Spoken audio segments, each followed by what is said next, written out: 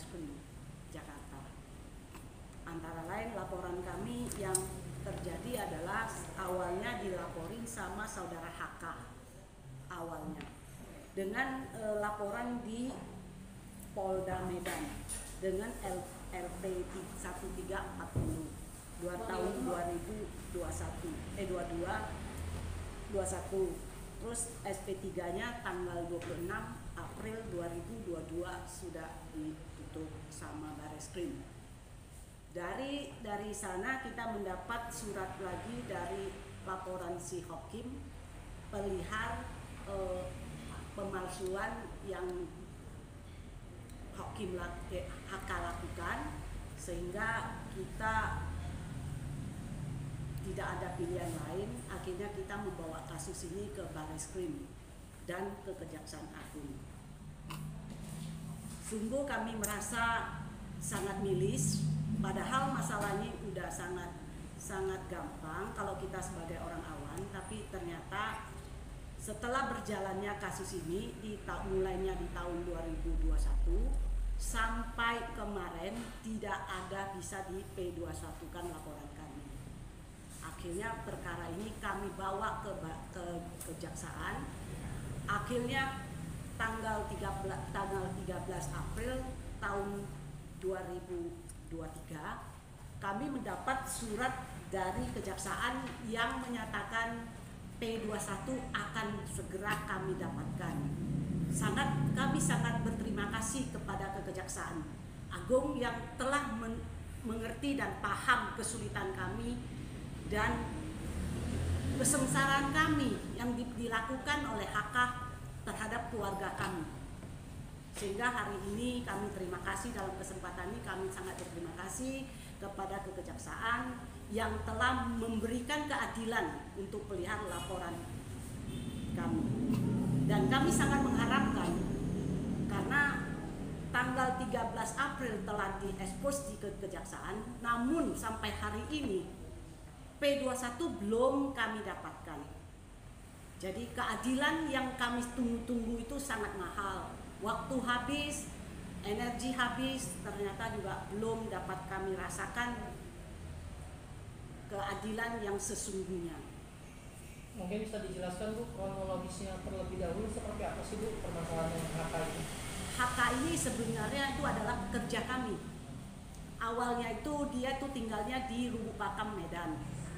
Tapi karena kehidupan di sana itu sudah tidak nyaman, akhirnya kami sebagai saudara sepupu kami bawa ke Sampit untuk membantu dan kami jadikan orang kepercayaan.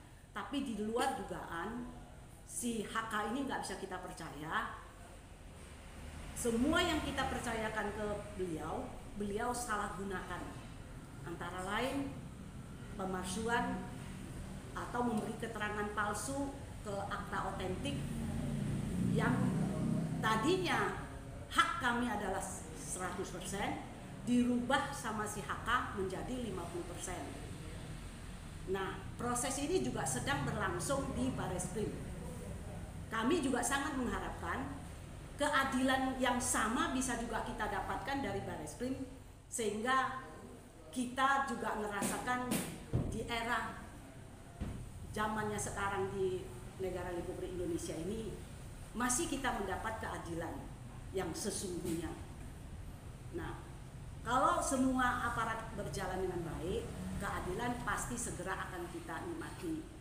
Dalam kesempatan ini saya memohon kepada Bapak Kabarreskrim sebagai ujung tombak dari segala laporan di seluruh Indonesia. Saya mohon dengan sesungguhnya, tolonglah kami Pak. Karena HK ini adalah orang hebat. Kalau kami sendiri yang melawan, kayaknya kami kewalahan, sangat kewalahan. Karena kami paham Bapak memang seorang Barreskrim yang sangat sibuk. Tapi dalam kesempatan ini kami mohon dengan sangat Pak Kabarreskrim itu bisa membantu kami, sehingga di negara Republik Indonesia ini tidak ada yang punya hak eksklusif yang bisa membuat sesuka-sukanya terhadap perusahaan dan usaha kami. Berarti terkait apa Bu ya? Pemberian keterangan palsu terkait apa? Ada sebidang tanah A atau apa gitu? Di dalam akte otentik yang kita maksudkan adalah akte di CV Prita Indah yang sebelumnya si HK itu tidak ada apa-apa, mereka dia hanya sekedar sebagai karyawan. Tetapi tiba-tiba di tahun 2019 dia menyatakan dia punya hak 50%. Nah, dengan yang 50% inilah mulailah penderitaan kami. Dengan semena-mena dia menguasai segala-galanya. Termasuk dengan sekarang yang terjadi di Kateng adalah lahan kebun kami itu sudah diobok-obok, sudah dihancurkan sama si HK. Jadi hari ini ya kami masih belum mendapat keadilan yang sesungguhnya. Tapi Ibu megang akte asli ya, maksudnya dalam konteks setiap CV itu pasti ada akte asli nih sebelum diubah itu kan? Iya.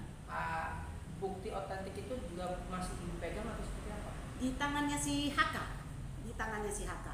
Karena kami sangat percaya HK, karena selama ini karena beliau adalah sepupu kami tidak sampai gimana pun kami tidak akan percaya kalau beliau berani melakukan hal-hal yang sangat licik seperti ini. Nah, pengalihannya itu maksudnya yang tadi Ibu bilang pengalihan dari 100 yang jadi 100% menjadi 50% itu sejak kapan? Tahun 2019. Dari tahun 2019. Nah, Bu. dari pihak maksudnya dari pihak Ibu sendiri mengetahui itu setelah dia sendiri yang kasih tahu ke karyawan. Dia buat busu di sana. Dia minta karyawan harus mulai hari ini terhitung tahun 2019 di bulan, kalau nggak salah di bulan Mei. Dia bilang kamu ini bukan di bulan Mei, di tahun 2000 lupa ingat saya 2021. Dia bilang ini semua punya dia. Jadi bukan 50. Tapi ternyata setelah digelarkan di Bareskrim ternyata memang terbuka 50%. Bu, ketika bicara sebuah pendirian CV atau PT kan memang harus ada nama-nama orangnya atau nama-nama pemegang sahamnya seperti itu ya. Benar. Ketika HK menguasai 50% berarti harus ada perubahan komposisi pemegang saham gitu kan. Apakah itu pernah dilakukan atau tidak? Itu yang pertama. Yang kedua, seperti apa sih caranya dia bisa mengalihkan saham 50% itu ke dia gitu loh. Karena kan harus ada tanda tangan para pemegang saham ya, terutama saham mayoritas gitu. Karena yang dia rubah di dalam akte dari dari CV Prita Indah, di dalam itu dia datangi notaris. Tanpa sepengetahuan kami dia datang ke notaris dan dia cerita bahwa ini saham sudah 50% punya dia. Jadi tanpa ada konfirmasi ke kita, notaris Francisca langsung mengadakan perubahan. Nah itu juga kita tahu waktu digelar perkara di Bareskrim juga. Sehingga masalah ini kita komplain pada saat itu, makanya beliau pejabat yang mengadakan gelar, beliau bilang kamu orang ke SKT aja langsung dilaporkan masalah ini sehingga bisa lebih terang benderang kenapa si HK bisa merubah akte kami.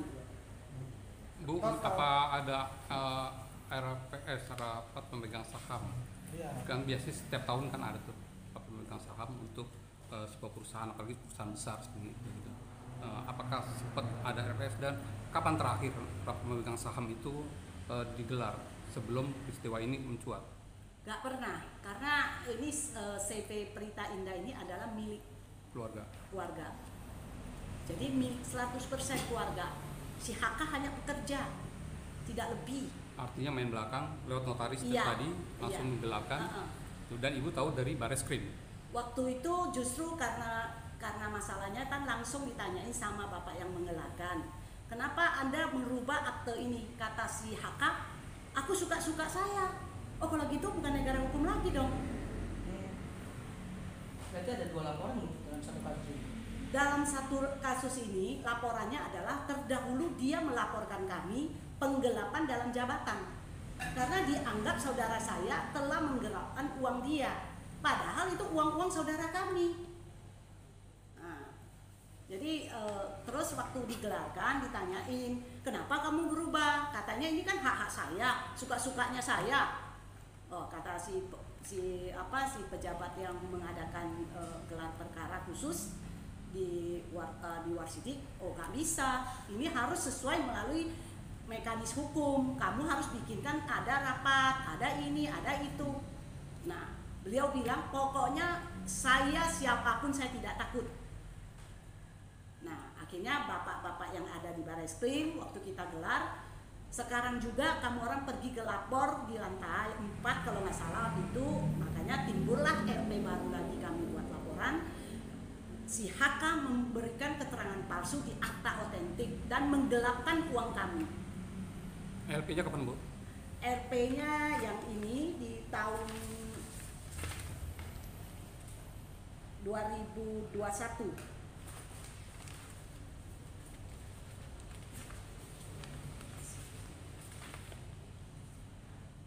Tahun 2021 kita buat RP di Barreskrim. Bu, berarti yang hanya dilaporkan hanya HK.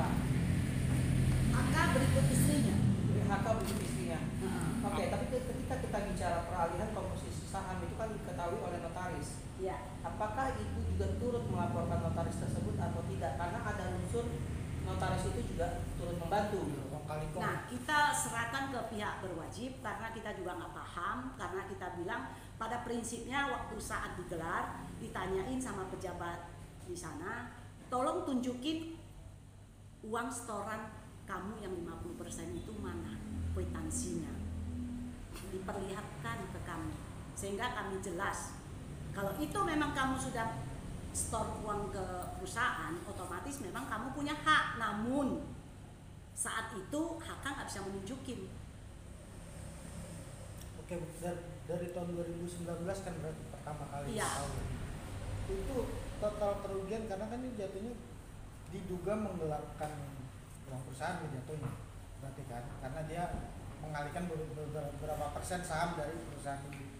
Nah itu dari tahun 2019 sampai saat ini sudah berapa kerugian? Termasuk yang tadi lahan 14 Kira-kira 70-an miliar ada deh. Ada. dan itu tidak tercatat dalam arti kata namanya perusahaan kan pasti ada yang namanya catatan keuangan dan segala macam.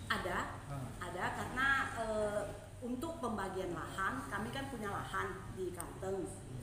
Jadi dari tahun 2018 saudara saya yang ini tidak mendapat haknya lagi, semua diambil sama si HK.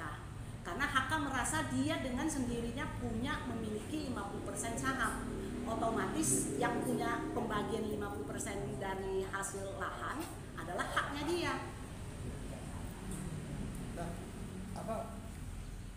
tadi Ibu bilang sudah ada surat untuk akan di P21-kan oleh kejaksaan. Sampai detik ini sudah ada kasasinya Bu di Polda.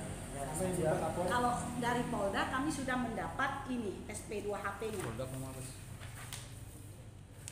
Bahwa akan ini sekarang mereka sudah tahap 1 di kejaksaan tanggal 19 Mei 2023 ini. 2023. Cuman sampai saat ini masih belum kita dapatkan.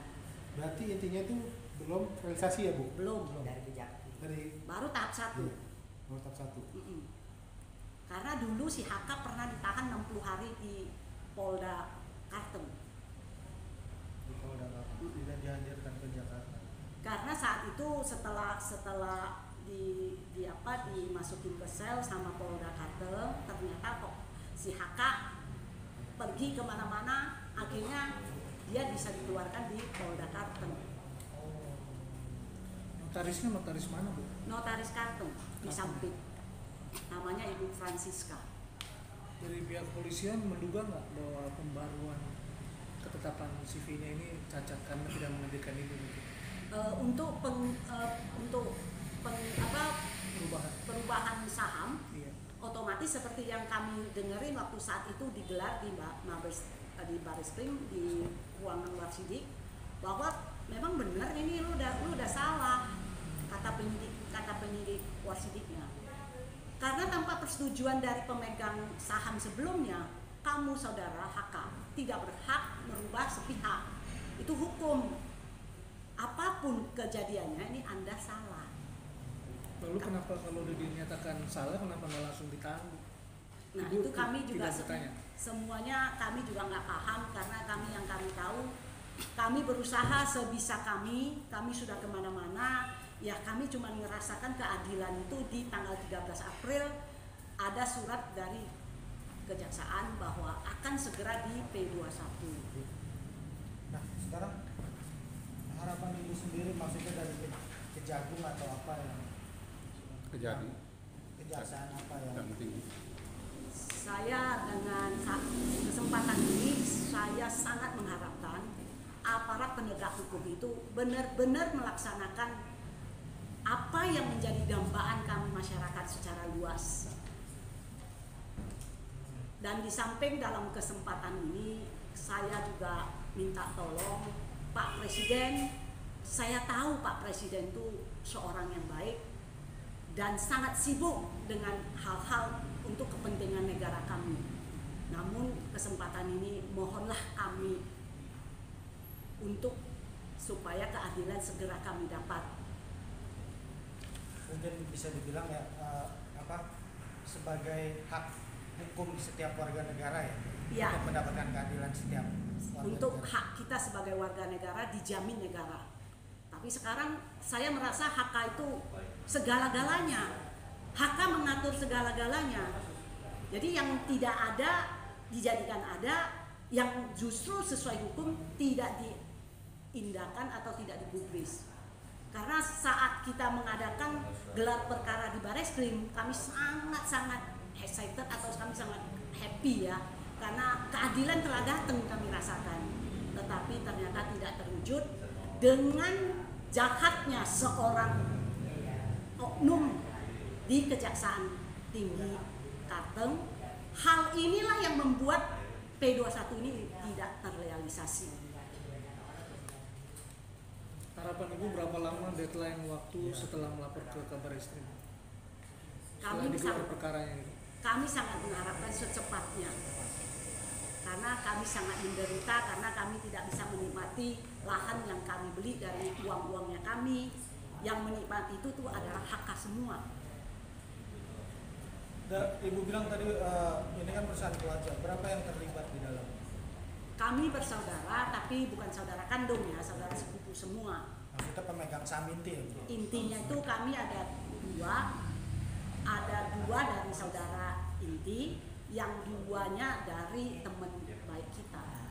Nah itulah yang kita buat merasa malu, karena keluarga kita yang berbuat, karena teman ikut kita kan karena percaya kita. Nah nggak mungkin dong kalau kita itu punya niat jahat, kita mengajak orang luar merepotkan keluarga sendiri kan. Kalau gitu HK itu sekarang lagi udah belum ditanya Bu. Kita tidak terpantau ya, karena dia orang hebat Pak HK ini, kemana-mana aja dia disanjung, di mana-mana aja. Kalau saya merasa ya, bukan saya seujung siapapun, karena cuma salah sekecil ini sertifikat hilang. Apakah sertifikat hilang kalau setiap orang berbuat pidana, besoknya saya melaporkan perdata? Berarti perdata itulah yang menjadi payung hukumnya, bukan pidana lagi. Apakah Indonesia ini seperti ini hukumnya berlaku? Karena saya nggak ngerti, saya sendiri pribadi udah nggak paham dengan apa yang telah terjadi sekarang. Kalau kasusnya berlarut Bu, ada rencana melaporkan ke Kadif Propam Bu? Saya akan melakukan hal itu juga. Kalau misalnya sampai berlarut-larut, hal ini juga. Tapi karena kita lihat sekarang bukan karena kesalahan di pihak kepolisian. Pihak kepolisian telah menjalankan tugas dengan baik yang ada di kejaksaan. Itu udah tingkat lebih lanjut ya? Iya, karena kalau di Bareskrim dengan laporan-laporan yang kita adakan, beliau-beliau itulah telah membantu kami. Dalam kesempatan ini juga kami sangat berterima kasih ke Bapak Bareskrim yang telah dengan sungguh-sungguh mendengar kami masyarakat. Kami di masyarakat nggak ngerti hukum itu kemana, tapi yang kami tahu semua uang yang ada di dalam perusahaan adalah milik kami.